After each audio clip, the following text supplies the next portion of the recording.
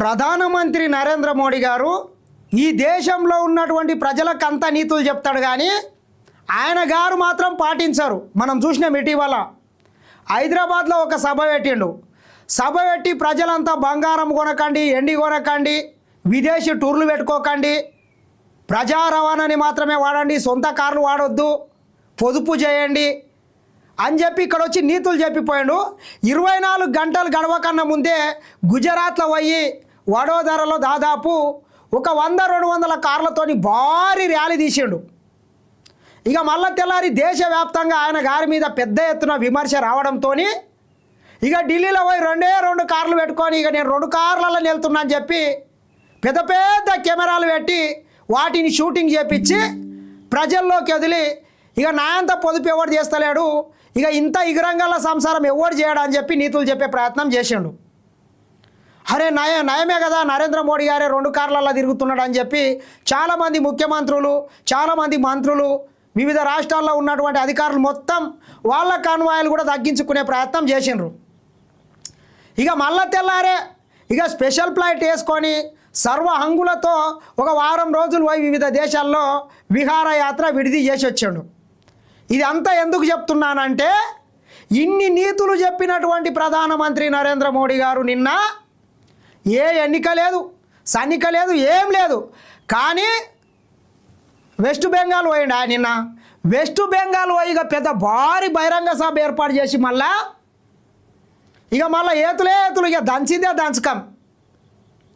ఎన్నికలు ఉన్నాయా? ఎందుకు మోడీ గారు ఈ సోకెందుకు? దేశం మొత్తం అల్లకల్లోలం అయిపోతుంది. తీవ్రమైనటువంటి ఆర్థిక లోటు వల్ల ఇబ్బందులకు గురవుతుంది. పెట్రోల్ డీజిల్ లేక ప్రజలు నానా ఇబ్బందులు పడుతుంటే ఈయన గారు మాత్రము ఏదో రోమ్ నగరం తగలబడుతుంటే చక్రవర్తి పిడేలు వాయించుకున్నట్లు ఈయన ఇట్లా భారీ బహిరంగ సభలు ఏర్పాటు చేసి ఇక మళ్ళా కటింగ్లు ఇచ్చే ప్రయత్నం చేస్తున్నాడు. చూడండి ఒకసారి.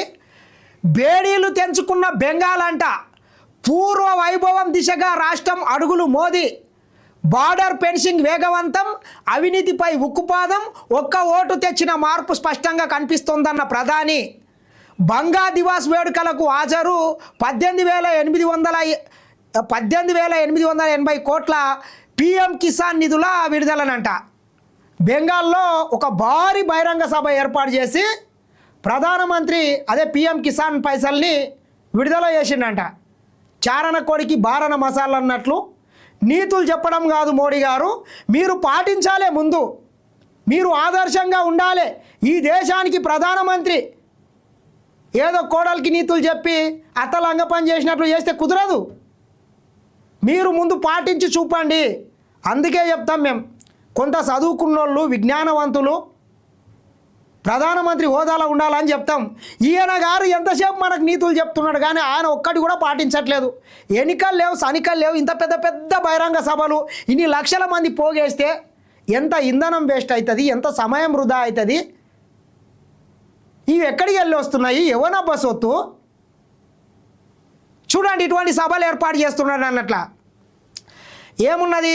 తారకేశ్వర్లో జరిగిన పశ్చిమ బంగా దివాస్ వేడుకల్లో ప్రధాని మోదీతో పాటు సీఎం సువేందు అధికారి, మంత్రులు, ఎమ్మెల్యేలు, ప్రభుత్వ అధికారులు పెద్ద సంఖ్యలో ప్రజలు పాల్గొన్నారంట. పెద్ద సంఖ్యలో ఈ వేదికపై నుంచే ప్రధాని మోదీ దేశవ్యాప్తంగా 9.44 కోట్ల మంది రైతులకు పిఎం కిసాన్ పథకం కింద 23వ విడతగా 18,880 కోట్ల నిధులను విడుదల చేశారు. దీనితో పాటు ప్రధానమంత్రి ఫసల్ బీమా Yojana, AgriStack national mission of natural farming, ప్రధానమంత్రి ధన్ధాన్య కృషి యోజన వంటి పథకాలకు మోదీ ప్రారంభించారు.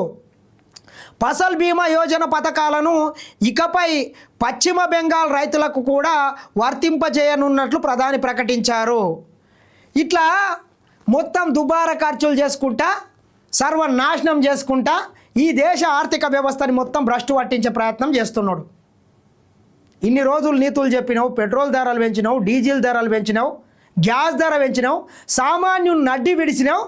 నీవు మాత్రం విలాసవంతమైనటువంటి సభలు, సమావేశాలు, నీ పార్టీని బలోపేతం చేసుకోవడానికి మాత్రము ప్రభుత్వ సొమ్ముని దుబారా ఖర్చు చేస్తున్నావని మాత్రం ఈ దేశ ప్రజలు ఖచ్చితంగా అనుకుంటారు మోడీ గారు. కాబట్టి కొంత ఇకనైనా ఇటువంటి నీతి సూత్రాలు చెప్పే ముందు ఫస్ట్ నువ్వు పాటించాలని చెప్పి నా సలహా, నా సూచన. ఇక దీని మీద కొంతమంది దేశభక్తులం అని చెప్పుకుంటారు, విమర్శలు చేస్తారు. మాకు కామెంట్లు పెట్టడం కాదు, ప్రధానమంత్రి నరేంద్ర మోడీ గారికి చెప్పండి, మీకు చేతనైతే దమ్ము ధైర్యం ఉంటే దేశంలో ఉన్నటువంటి ప్రతిపక్ష పార్టీలను, ఎమ్మెల్యేలను, ఎంపీలను మొత్తం కొనుక్కుంటా ఈ రాజ్యాంగాన్ని, ప్రజాస్వామ్యాన్ని తుంగల దొక్కుకుంటా ఇక మేము మాత్రమే ఉండాలి అనేటటువంటి దుర్యోధనుని ఆలోచన విధానానికి తగ్గట్టు మీరు ఈరోజు పరిపాలనను కొనసాగిస్తున్నారు.